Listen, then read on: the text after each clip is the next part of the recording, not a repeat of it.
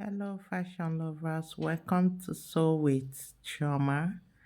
Right, and today we are making a princess that bustier blouse. Okay, I saw this style on Instagram.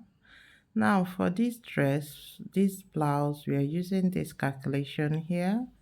Shoulder 16, bust 40, waist 36, hip 44, and half length 16, blouse 23 in length. Okay, so I saw the blouse on Instagram, so let's cut it together. Let's draft the pattern together. Now you fold into two using your highest measurement, which happens to be the hip measurement. Okay, when you fold, you add your sewing allowance. Now when it comes to bustier, the minimum you can go for is 4 inches. Sewing allowance to be on the safe side. Okay, so first I'm going for my shoulder, which is 8. All right, shoulder 16 divided by 4 and 2 is 8. That is what I just marked. So right now the next thing is to start marking the armhole depth, the bust point, underbust, waistline, blouse length. Okay, now I went for 8 for my armhole depth. I went for 10 and a half, 13 and a half for the underbust. My waist is 16 and a half, okay? And for the blouse, we are working with 23 in length, okay? It's not that long. It's those kind of blouse you wear with skirts, that just hangs at the upper waist hip or at the upper hip, sorry.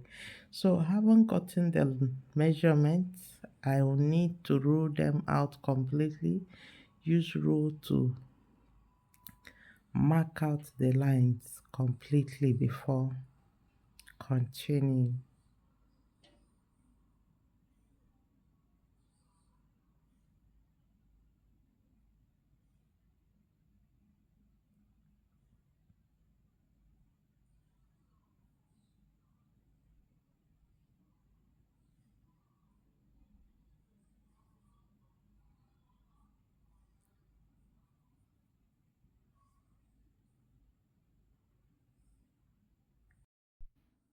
So you connect. Now my lines are all marked out, okay?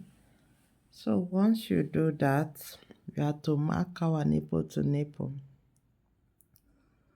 Okay, now first thing, let's mark out our measurement. 10 is the actual measurement for the bust, bust 40. Now for the armhole, I'll be going with 3.5. All right, you can work with 3.5, you can work with 4, depending. Then for the waist, I'm going with 9. All right, then I'll add my sewing allowance. All right, then we'll mark the same. Like I said earlier, your sewing allowance matters when it comes to bustier. It is very important you have enough space for sewing. After joining sewing, you measure out and it's giving you the person's measurement. If the remaining allowance is too much, you can easily cut it out. So, but depend on what you can work with. Please make sure to add enough sewing allowance from 4 inches above so you don't run out of fabric. Not fabric anyway, so what you're sewing don't turn out to be too tiny that the person can't fit in. Okay, so basically I just marked out the basic measurement and sewing allowance. So let me connect my armhole. Okay, this is the front. Our armhole goes in a little bit deep, about ½ inches in for realization, for the hand to be able to move very well in front, any direction. So, having gotten to this extent, this is just our basic bodies. Then we'll mark our nipple to nipple. Now I'm working with 8 for my nipple to nipple, alright? But before then, let's, label our lines on the bust, my bust, point, and bust, which happens to be the armhole depth line, and the down part is blouse length and our hip. Okay, the blouse length is the point you mark your hip. All right, so you continue with the nipple to nipple, right? From the bust point to the gown length, that is where it will stop. All right, now having marked that, the under bust is what the dart you take from the on. We have different darts, but if your dart is centered at the under bust, then know you're making a bustier. Then I'm marking 1 inches, okay? The other part of the nipple to nipple, I marked, that is the center part. The other part is 2. The first one I marked 1, the second one is 2 inches. Now for you to achieve a princess dart breast tube, it must be this way. Now if you look at this dress blouse you are making, you don't need to be told this is definitely a princess dart breast tube. You can equally achieve the same result with another form of breast tube or bustier, but have it in mind this particular dress, it is princess dart and nothing else. Then after connecting it for the armhole, we take a curve, measure it out. I got 10, so I'm gonna mark 5.5 from the beginning to that line is 5.5.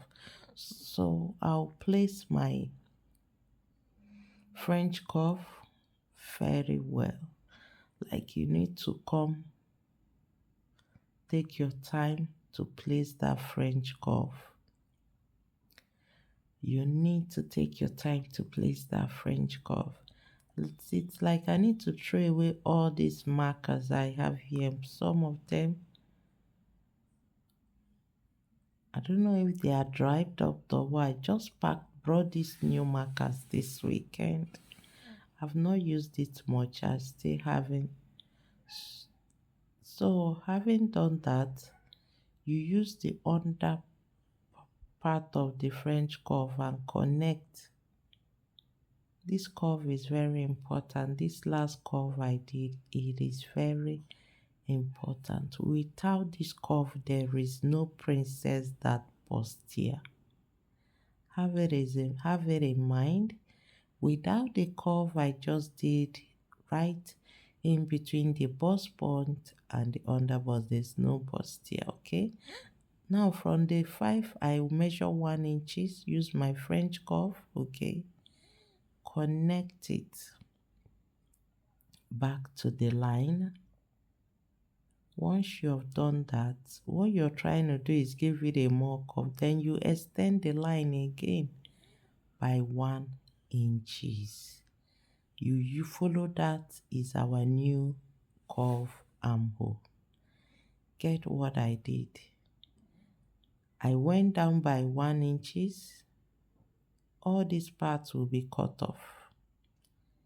All these parts that I'm marking will be cut off. What I did on that armhole, I went down by 1 inches. I extended it again by 1 inches and created another armhole curve, So this is it.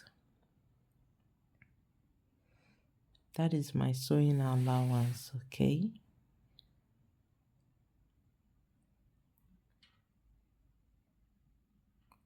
This is our princess dart bustier. All right, now for this asymmetric sleeve, asymmetric neckline, or one shoulder you're saying, I will prefer after sewing, after dealing with the pad, sewing the pad, joining the front, the pieces together to make them one, before dealing working on the asymmetric neckline or the one shoulder. All right, and equally attaching my yoke. You can see they use a skin net for the yoke. All right, so but for this pattern, I'll just use a tape to show you guys what it looks like. Okay, what it should be. But the best is before you work on the neck, finish sewing. Your bust, padding, everything before you work on the line.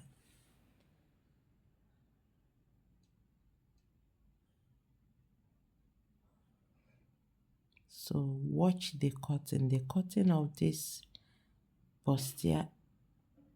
Watch what I'm doing. There are places you don't need to make mistake. All right, so watch me cut the second one. Do not make mistake when cutting this blind. This particular place I'm cutting right now, you cannot make mistake. If you make mistake there, like cutting it straight, going with the first line drawn, you will have to recut it. Okay, so we are cutting out. You can see all those places I marked out that will be cut out. So that is it. Now at this stage, what is left is our asymmetric neckline and the yoke. That is what is left. You see that? So guys, if you have any question, okay, concerning this particular pattern, drafting this particular blouse, drop it on the comment section. And do not forget to subscribe if you have not subscribed.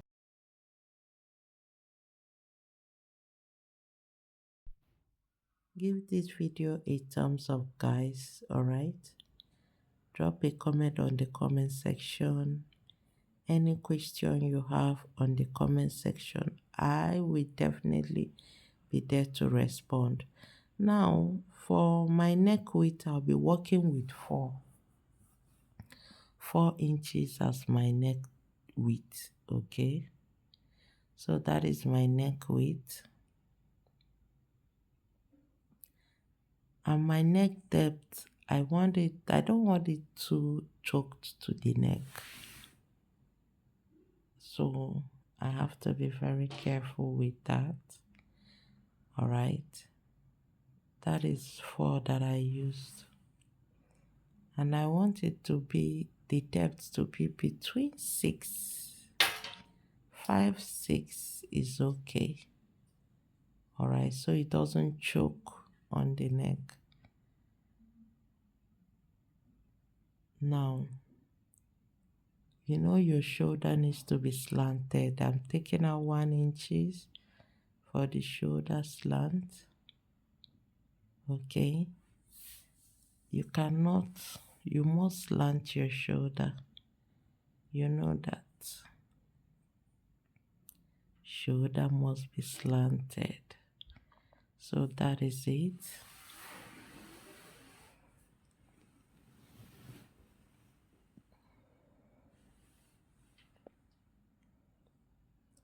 Now, having gotten to this level, the next thing to do is open it up.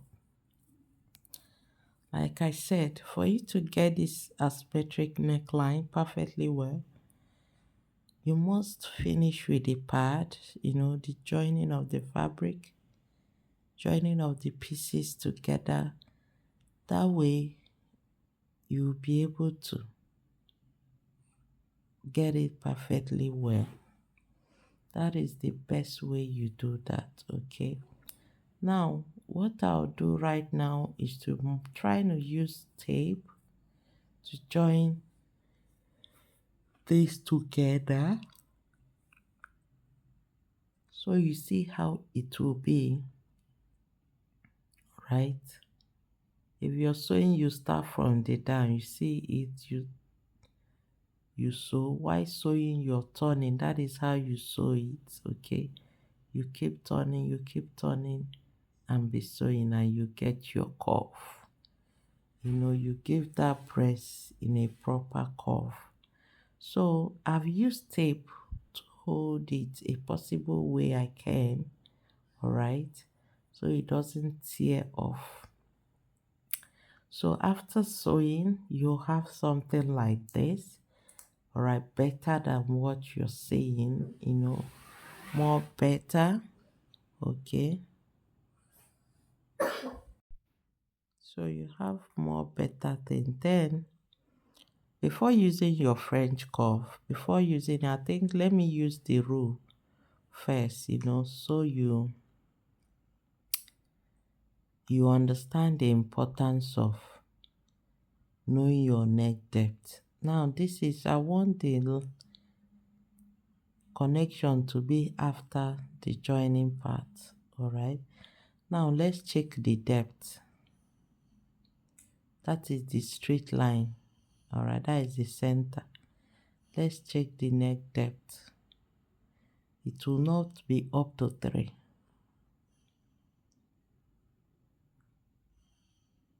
It's not up to 3 at all. So it is too high. For me to get the neck depth I want, I'll use French curve. You can see how I placed it to connect it.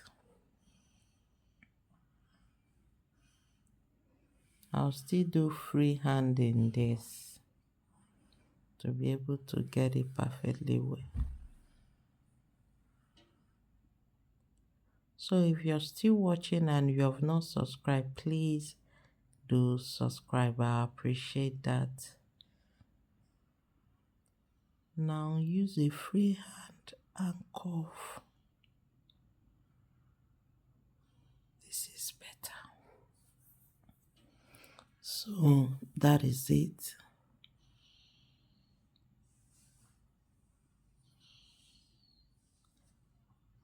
Then from the center, you mark your neck width on the other side, which is 4, all right? Follow it straight down. That is our yoke, okay?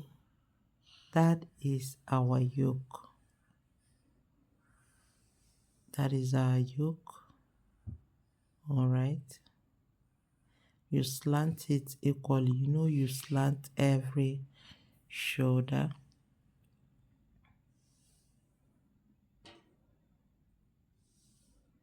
So remember, if you have any question, drop it on the comment section. I will be there to respond. All right. So this is the shoulder. I'm slanting first. Then you curve.